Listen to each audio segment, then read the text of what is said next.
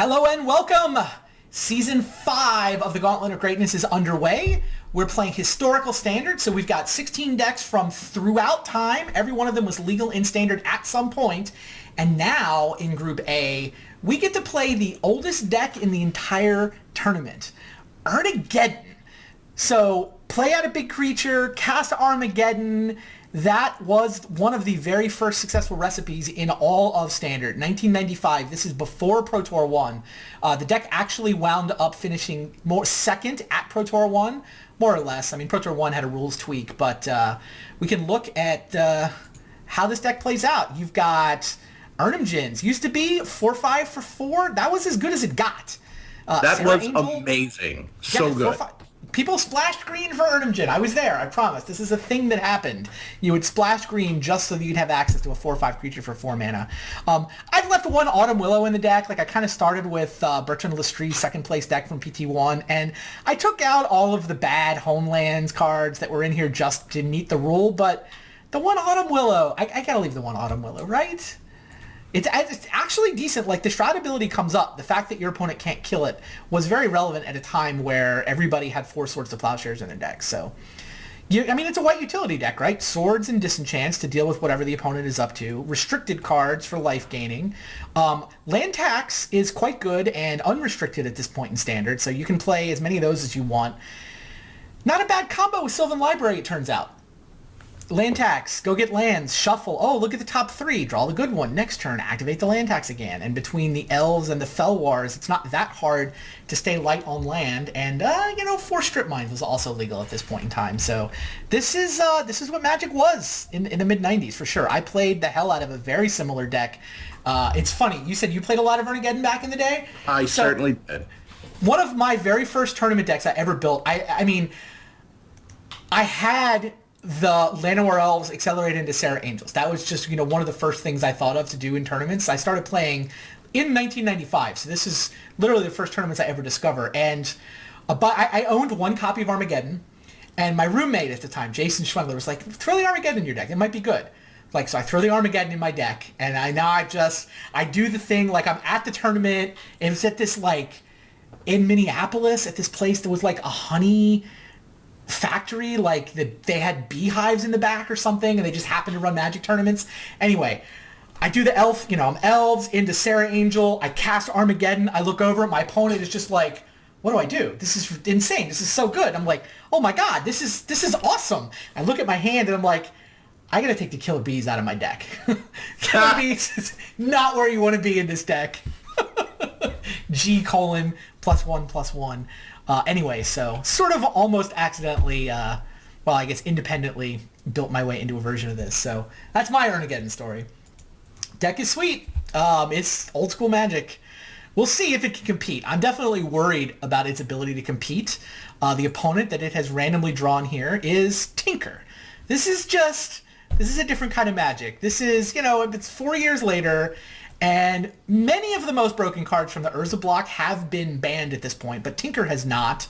Grim Monolith has not. You can Metalworker. You can just get crazy amounts of mana. So not only is this deck capable of doing broken things very quickly, it also isn't nearly as vulnerable to Armageddon as many of the other decks in this field, I think, are going to be. So let's see what happens.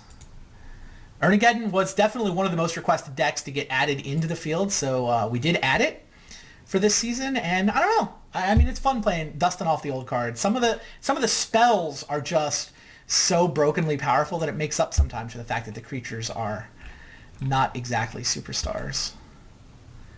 I went to select ErhnaGeddon, but I'm playing the Tinker side. You're playing the Tinker side. Yeah, no, you're playing the cheater. I'll be the bad guy. Let's see what happens. Come fight me. All right, I will mute you on Skype. We can chat more after the match. Good luck. All right, good luck.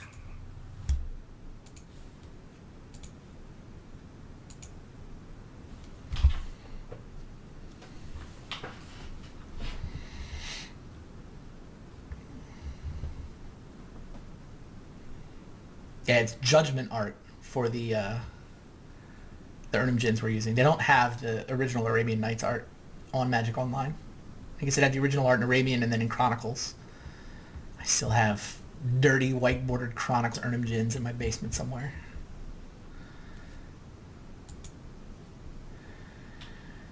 Alright, this looks like turn 2 Metalworker into whatever I decide I want to do. That's definitely a keeper.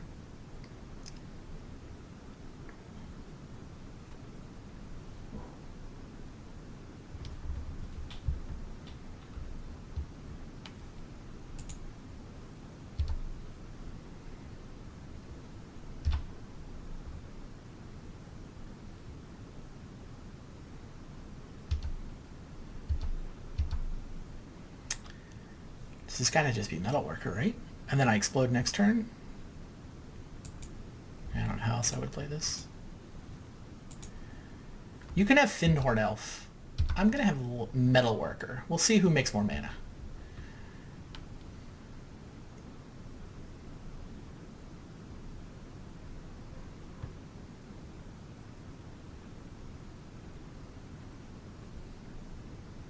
Sure. Sylvan's good. Ivory Tower's not bad.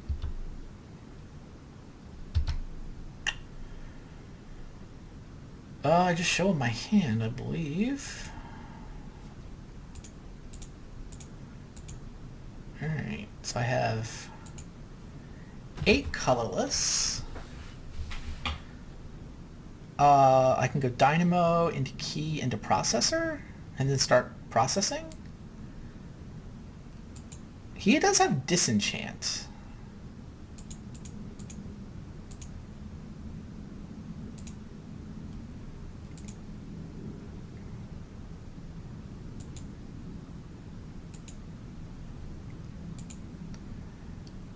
So I kind of want to make sure I can activate Processor, which I think I exactly can.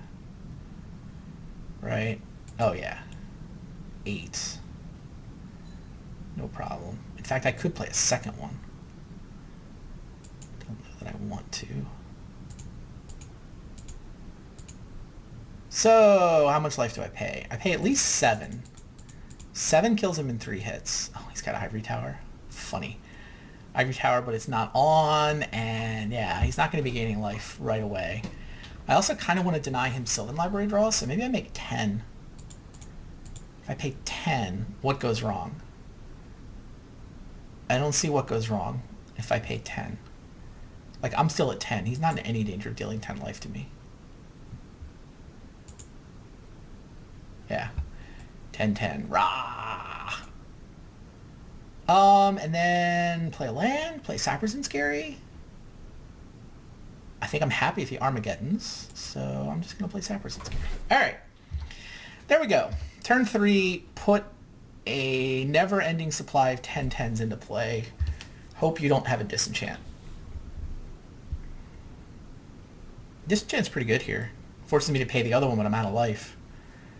Interesting. I wonder if I should have paid 7 so that I could also pay 7 for the next one. And this is not an artifact creature, right? It's just an XX black. It's black minion creature token.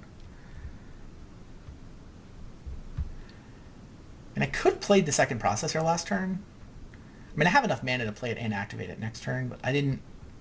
I kind of want to see what happens on his turn, right? Does he have a Plow? Does he have a Disenchant? He has a Zurin Orb. Okay, so he paid life to the Sylvan Library, as you're supposed to. He's up to 5 cards for Ivory Tower.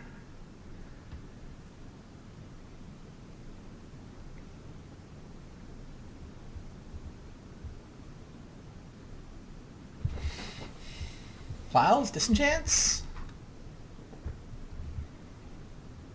Yeah, Plow would be awesome. I think I also have enough mana next turn that I can make 2 10-10s without paying life to the second one, right? So if I use the key to untap the processor, I have 3, 4, 5, 6, 7, 8, 9, 10. Yeah, I can. Oh wow, I get to untap with my processor? Oh, no Disenchant. He is in trouble. Masticore's not exactly good news for him either. So I can play Masticore and shoot Fyndhorn Elves. War.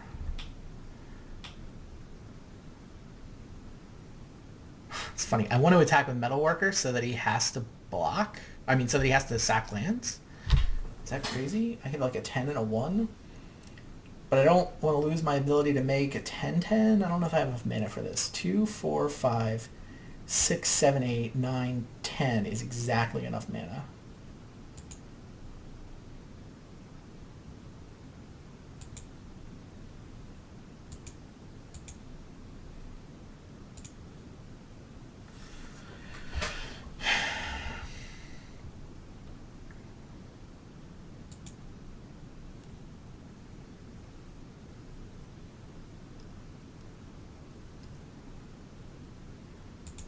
Yeah. All right. Masticore shoots Elf. I get to attack for 11. He's starting to sack lands already. And, oh, by the way, I can make another 10-10. He has seen enough. Mishra's Helix seems terrible against him. Locking his lands doesn't actually lock him. Rest of my cards are fine. Do I have anything interesting in the sideboard? I have Nulls, which counter like Sylvans and things. I have Miscalculation. I have Rising Water. I don't have much that does much, but I don't need much. Like, my main deck seems kind of insane. Mastercore's kind of insane.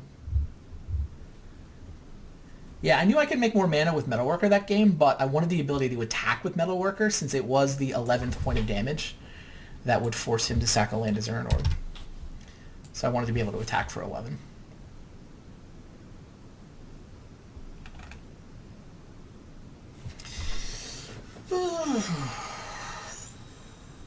Maybe a miscalc? I think it's a miscalc.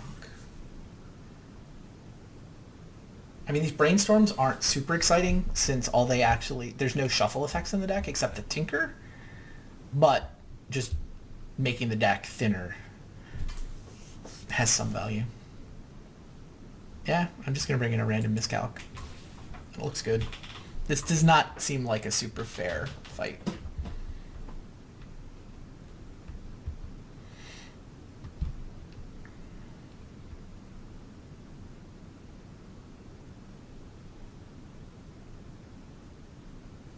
Oh, if I key the Metalworker, I get more mana. That's true. I could have keyed the Metalworker for 1 more mana and still been able to attack with it. Not that it mattered. This is turn 2 Metalworker if I sack Crystal Vein, but that's probably good enough. So I'm going to keep.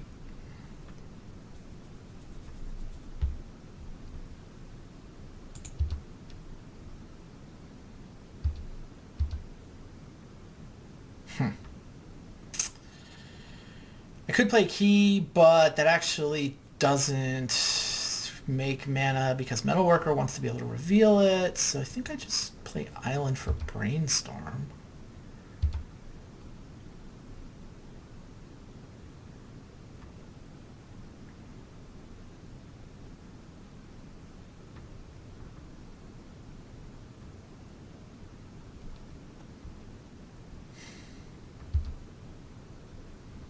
Land tax. Good times. I think I can fight the land tax, though. Like, I think I can just avoid letting it... Oh, white bordered. Oh, it burns. White bordered. What is that, 8th edition? 9th edition Felwar Stone. There are black bordered Felwar Stones on Magic Online.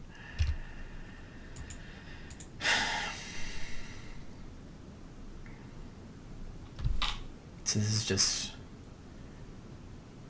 I put the lands back so that I have max artifacts for Metalworker, but nothing changes. Like, I think I just sack Crystal Vein for land tax. Yeah, I think I just sack Crystal Vein to get turn 2 Metalworker.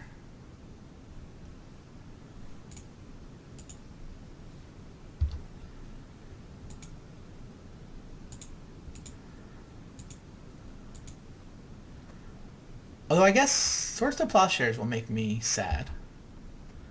Or disenchant. Yeah, if he kills my Metalworker, I will be sad. I don't think I regret... I think this play's still right. I mean, if Metalworker survives, it does crazy good things. And if I'm not going to sack Crystal Vein for it, then I'm going to have to turn on land tax. I'd rather wait see if he can answer this Metalworker, and then I may become forced to turn on his land tax, but we'll worry about that later. Plus, he may not have a plow. Sweet.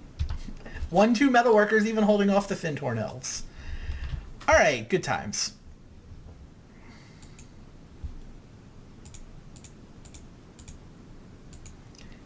Ten mana. Masticore is ridiculous. Key on Metalworker to make 8. That seems like the first play.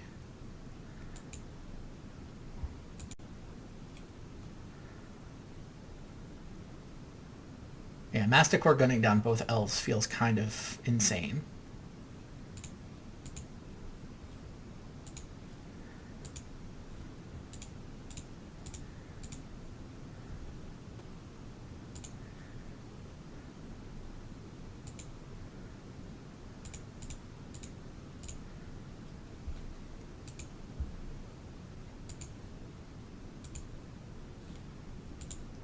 Kill that one. Kill that one. It's just processor activated. Processor activated plus port.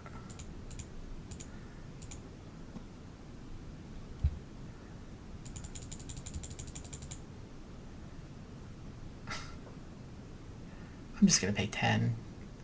I mean, I could try to pay like 16 and kill him next turn, but it's still possible that he has a disenchant.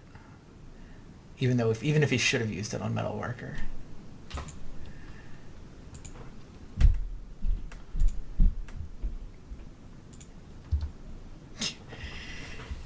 This is so... So once you tap the Metalworker, I knew it was over. The cards that you showed me, good enough. Good enough. So unfair. I feel bad. I feel like I'm picking on the little kid somehow. You are picking on the little kid. You're picking on like 95 Magic. Poor 95 Magic. Also, I have brushlands and not savannas. Is that actually true? Yeah, dual lands are not standard legal. Ugh. That was extended. Well, I guess they invented extended shortly after PT1 in order to have a format where you could play dual lands. Ow! Ah! Nothing. It's just we're very different games of Magic are being played right here. Yeah, that wasn't exactly fair. Now, like, I had balance last game, I had Armageddon both games, and I'm like, I could Armageddon you right now to kill 2 of my lands and your island, but you have a Metalworker in play, so it doesn't matter. Yeah, that is a really bad matchup for you. I mean, I feel like there are decks where ErhnaGeddon will be competitive in this tournament. That's just not one of them. Like, you never had a disenchant too. Like, if you have disenchants, you have 4 main deck disenchants, and you have and I pull in a couple of divine offerings, yes, but nope. Oh well, I think the real problem was you never had an ErhnaGeddon. I did. Sorry, I guess you never got a turn 4, did you? Right. So what happens now? ErhnaGeddon goes up against Replenish. More fair Magic. Welcome. More fair Magic. Like I said, I don't like its bracket, but I'm not sure I would have liked any bracket Erhnam was in. Yeah, I mean, Armageddon might be good against Replenish. Like, if you time it right, Armageddon could actually be good against the Replenish deck. Like, it clearly needs to resolve a 4-mana spell and has approximately 0 acceleration to get to it. So, like, you have a plan in that matchup at least. We'll see what happens. Yes. And yeah, Faeries versus Tinker for the spot in the top 8. How would ErhnaGeddon have fared in these other? It would be better, right? Like, you have sideboard Whirling Dervish for the Necro deck. That would have been funny. Sure. Like Natural Predator. Yeah, this might be the worst group. This is the broken group, isn't it? Like, our most both are is this our only 2 Saga decks left? Replenish and Tinker? Nothing else is Saga fueled, is it? Yeah, nothing else is Saga fueled. And they randomly drew the same group, so there you go. Yep.